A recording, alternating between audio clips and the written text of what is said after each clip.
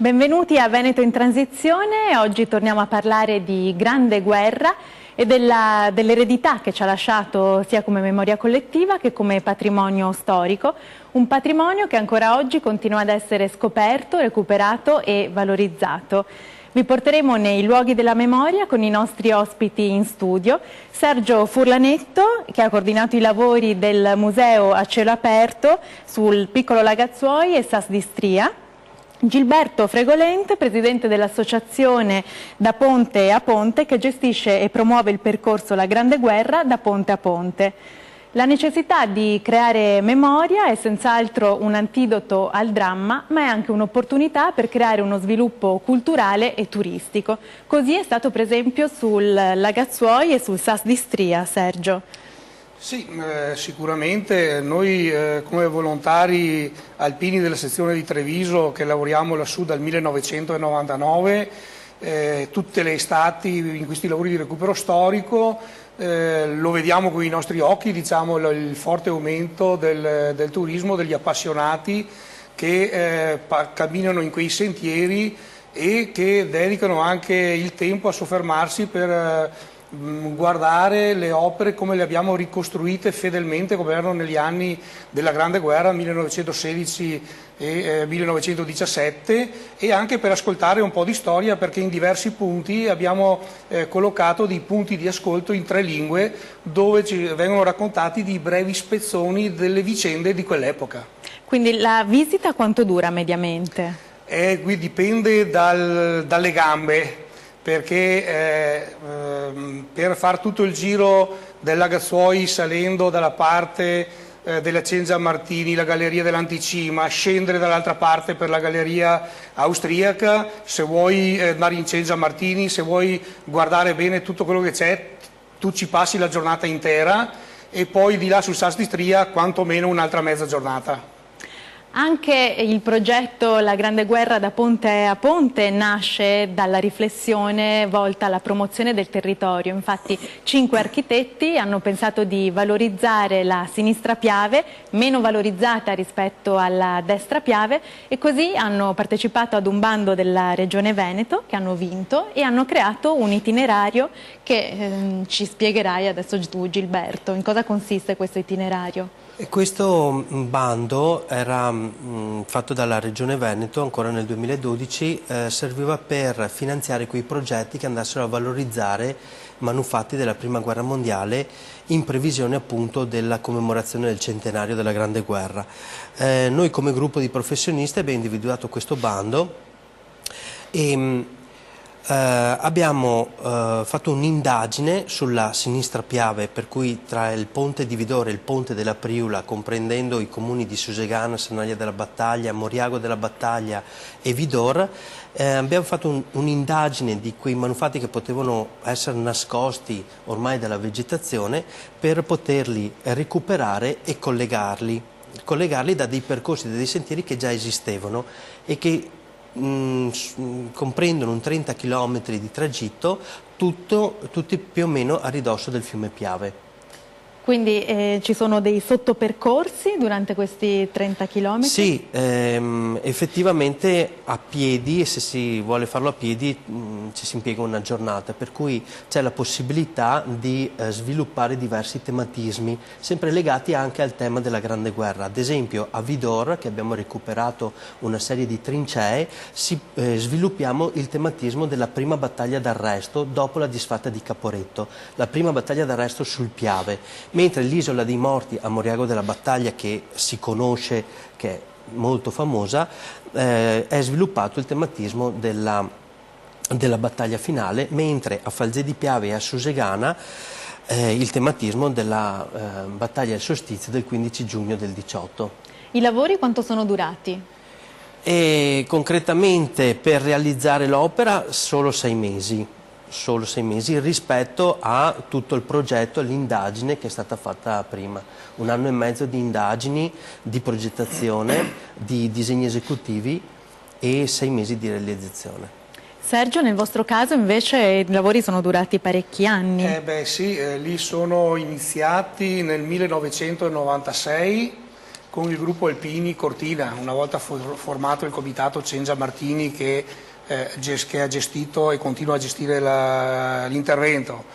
Poi negli anni successivi hanno partecipato ai lavori anche gli alpini di leva, che allora c'era ancora la leva della Brigata Alpina Tridentina, e anche dei reparti degli Kaiserjäger austriaci e tedeschi.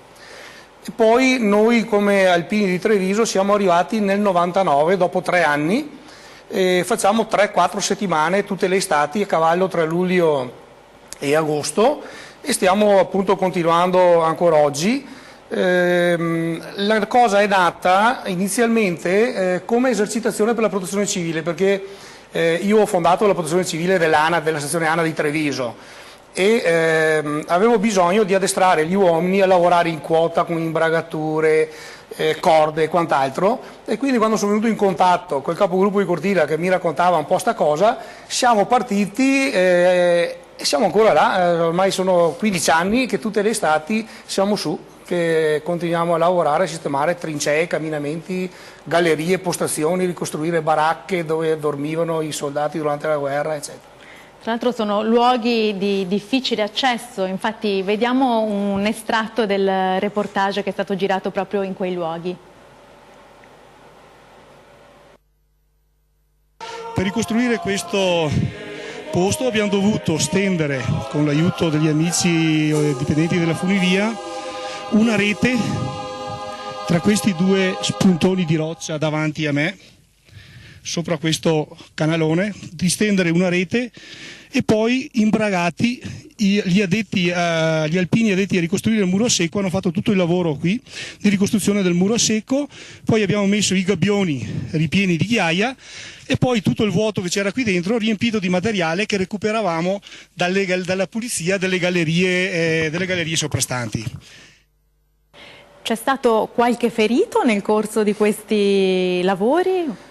Ma diciamo che fortunatamente è sempre andata bene, perché altrimenti per il responsabile dei lavori o per me che ero il coordinatore qualche problema ci poteva essere.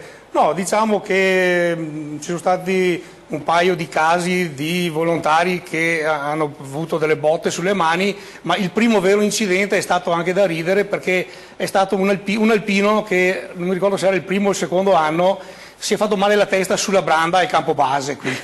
Quindi è stato il massimo. Sì, è stato il massimo, sì, tenendo conto che adesso ci scherziamo sopra, però mentre poi nel Sas di Stria era più tranquilla come montagna, come posto per lavorare, qui nel piccolo Lagazzoi era un impegno vero e proprio alpinistico. Infatti eravamo un gruppetto di quelli più giovani, perché 15 anni fa ero più giovane anch'io, che uscivamo nelle zone scoscese per portare i tronchi, il tavolame, per poter ricostruire le baracche e le postazioni, mentre magari quelli più anziani che non se la sentivano, ed è bene così, di rischiare, perché la montagna va rispettata, si deve fare quello che ci si sente, mai andare oltre, e poi anche perché essendo magari più anziani erano quelli che avevano più esperienza per ricostruire le baracche, lavori di falegnameria, che avevano più occhio per ricostruire le gradinate e così via. Quindi un po' la suddivisione di compiti era questa: i più giovani andavamo nelle parti più esposte a recuperare i materiali che ci portavano con la cabinovia sul piccolo Lagazzoi, e invece sul Sas di Stria, quando siamo passati di là, perché abbiamo fatto fino al 2003 nel piccolo Lagazzoi, poi nel 2004 siamo andati a lavorare su Sas di Stria, lì non c'è funivia, non c'è niente, allora lì il primo lunedì che andavamo su facevamo venire un elicottero che ci portava a metà della montagna i tronchi, il tavolame, i materiali, e poi di lì a spalle ce lo portavamo dove ci serviva. Ed erano tutti volontari? Tutti volontari, come dicevo prima. Sono partito con la necessità di esercitare la protezione civile dell'ANA di Treviso, perché poi ci è tornato utile, per esempio quando siamo andati all'alluvione del Piemonte e della Val d'Aosta a calarci giù per i torrenti per tagliare le piante che ostruivano, è stata quindi un'esercitazione che è tornata utile da quel punto di vista. Quindi siamo tutti quanti volontari. Poi a un certo punto, oltre agli alpini della protezione civile, hanno incominciato ad aggiungersi anche degli altri, tant'è vero che credo che in questi anni mi saranno girati su tutti gli elenchi a casa e tutto quanto, ma credo che circa 300 volontari alpini della sezione di Treviso, alpini e amici degli alpini, perché ci sono anche gli amici degli alpini tesserati e che veramente partecipano anche loro con entusiasmo a questa cosa. Io ho finito i lavori sul Lagazzuoi nel 2003-2004 e avevo detto ragazzi, basta, abbiamo fatto quello che era in programma, torniamo a casa. E invece a furor di popolo ho dovuto mettermi d'accordo con l'ingegnere Hilling, che è il responsabile dei lavori lassù, di dire vediamo cosa possiamo fare, perché gli alpini di Treviso non vogliono più stare a casa, vogliono continuare a venire su. E quindi in 448 siamo andati io e lui sul SAS di Stria e abbiamo aperto per 5 stati il cantiere sul SAS di Stria. E anche l'associazione Da Ponte a Ponte è formata adesso da volontari. Sì, è nata ancora a gennaio del 2014 e si prefigge appunto l'idea di promuovere questo percorso, anche perché il percorso è nato sul tema della Grande Guerra, però percorre posti e situazioni molto interessanti a livello culturale, paesaggistico e ambientale. Per dire solo un esempio, qualche esempio, sul sentiero di Sant'Anna ci sono presenti 2 ponti dell'antica Claudia Augusta Altinate, che sono ponti romani che risalgono ancora al secondo secolo a.C. Per non parlare dell'oasi naturalistica delle Fontane Bianche, che è nel comune di Sanaria della Battaglia, oppure le colline che sono a pregio paesaggistico del Prosecco, quelle che chiudono praticamente il quartiere del Piave. Per cui sono tutta una serie di elementi che ci hanno portato a dire sono da valorizzare, sono da mettere in evidenza, collegarli assieme. Già essere riusciti a collegare 30 km, per cui mettere d'accordo 4 comuni, collegarli con un percorso, è stato un grande risultato. L'intenzione dell'associazione è adesso di promuovere, di far conoscere ai più questo percorso, anche fuori il Veneto e anche fuori Italia, con dei contatti che siamo riusciti ad avere con l'Austria e con l'Ungheria, attraverso il nostro sito internet, attraverso la pagina Facebook dell'associazione, che se posso ricordarlo www.1 da Ponte a Ponte, la pagina Facebook, e il sito internet www.daponteaponte.com. E lì si possono trovare tutta una serie di dati, ma lavoriamo anche con Instagram, lavoriamo molto con il web, proprio per coinvolgere anche le giovani generazioni. Adesso ci spiegherai più nel dettaglio come, devo lanciare però la pubblicità, torniamo tra poco.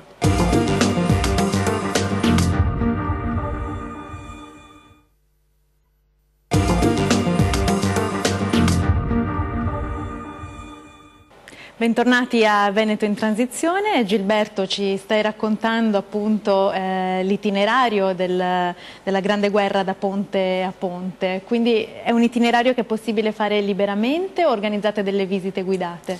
Beh, è obbligatorio farlo liberamente perché deve essere aperto a tutti. Sono questi 30 km che si possono dividere, come dicevamo prima, in 4 zone, principalmente in 4 zone, per cui uno si può organizzare se fare Vidoro, se fare la parte di Moriago della Battaglia con l'Isola dei Morti, o la parte di Sernaglia con le Fontane Bianche e il sentiero Le Volpere, costeggiando tutta la riva sinistra del Piave, oppure fare la parte di Susegana. Lo si può percorrere a piedi tranquillamente, a cavallo, in bicicletta. Ci sono già molti appassionati di mountain bike, vediamo molte squadre anche di Nordic Walking che lo stanno percorrendo, oppure per quelli un po' più pigri o che non hanno la possibilità possono raggiungere le zone in automobile e percorrere il tragitto lì nella sottozona. E programmate anche però degli eventi? Noi programmiamo sia delle escursioni dove possiamo dare la possibilità di spiegare i manufatti che abbiamo recuperato e un po' la storia per fare un inquadramento storico.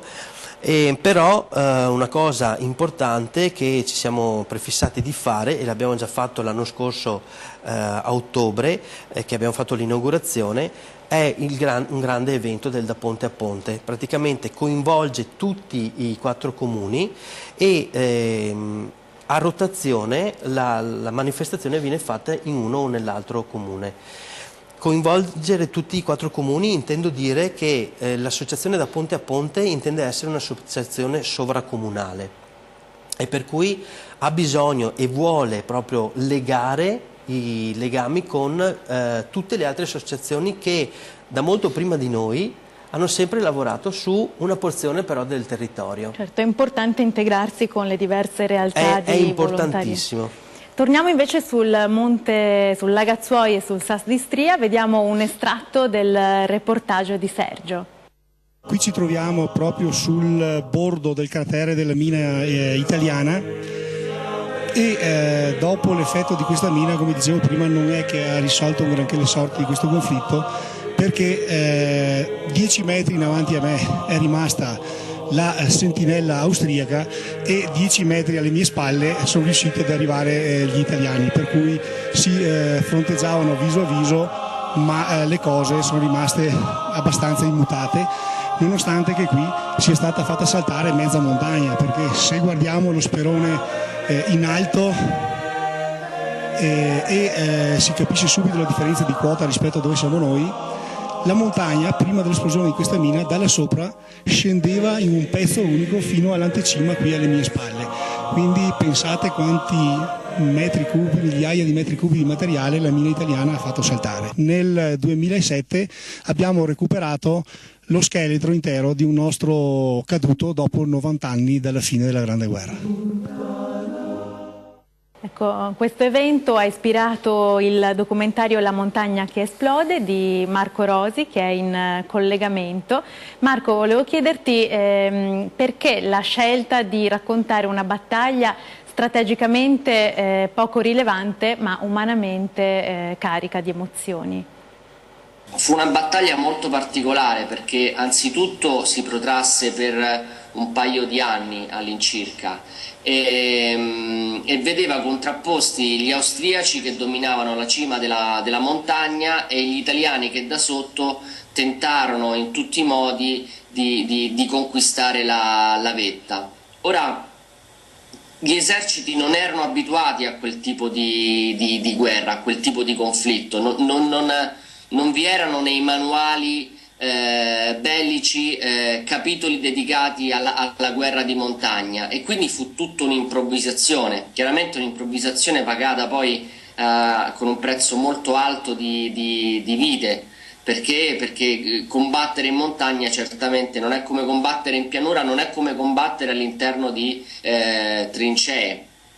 E in particolare questa guerra si caratterizzò, e chiunque va ancora oggi sulla Lagazzuoi lo può vedere, perché alle normali trincee qui si sostituirono le gallerie che sia austriaci che italiani costruirono per tentare di da sotto o da sopra far saltare le posizioni del nemico, piazzando delle cariche di esplosivo proprio sotto i piedi del nemico. Marco, ti sei concentrato nel raccontare i drammi dei soldati, ma quali episodi ti hanno colpito maggiormente?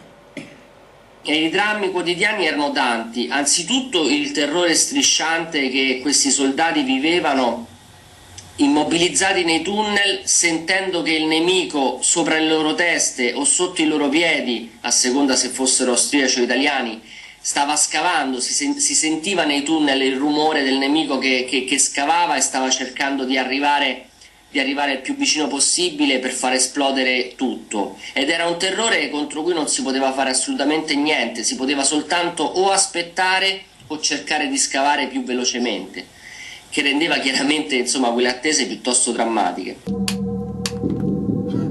Nelle gallerie ho paura che mi facciano saltare in aria da sotto o di rimanere intrappolato. Qui dentro le lancette del mio orologio sembrano girare più piano. Un secondo dura minuti, un minuto 20 minuti. Una notte può diventare interminabile. E il sole sembra essere tramontato per sempre. Ed è stato difficile girare questo film, Marco?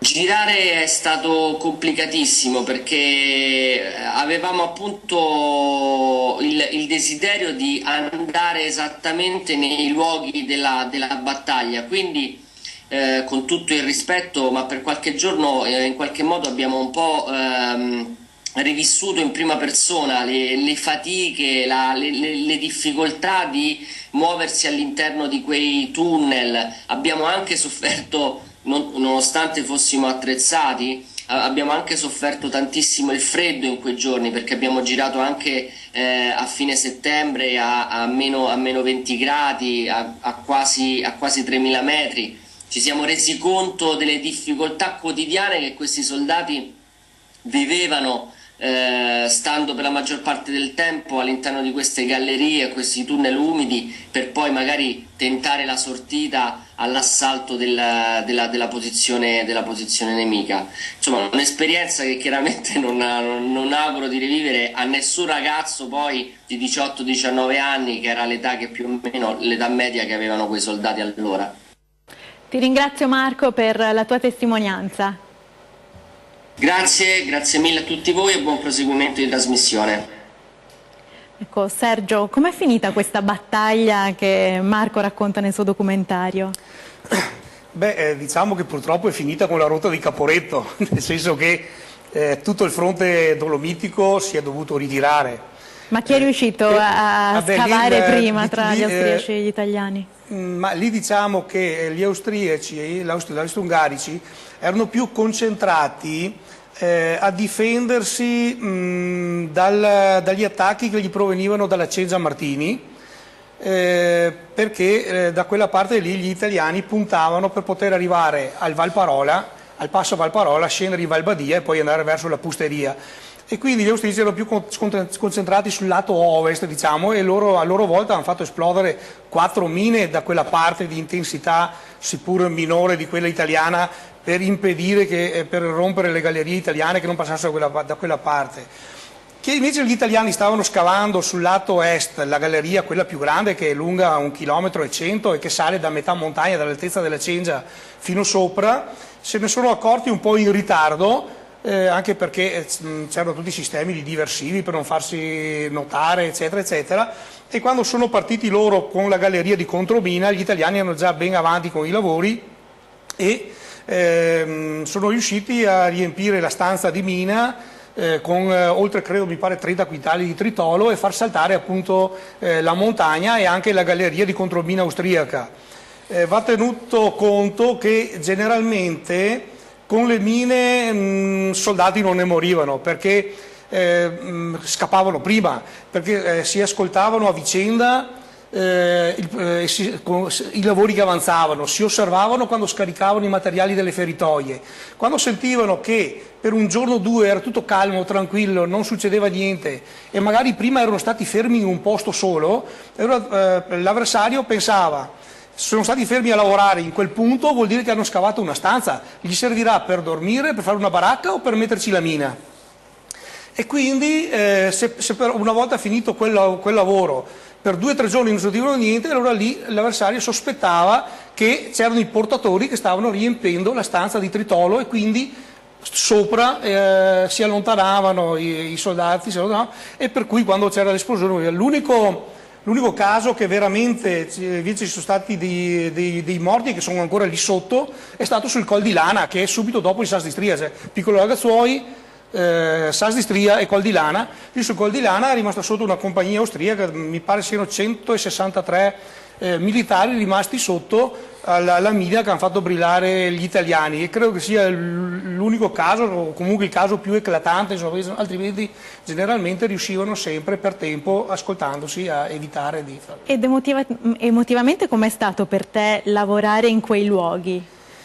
Beh, intanto vivi l'emozione della vita libera in alta quota, perché lavoravi tra i 2300 e i 2800 metri di quota, e quindi per gente come noi appassionati di montagna ti sembra di essere l'aquila in libertà, nel senso che eri lì, vedevi passare gli elicotteri più in basso, no?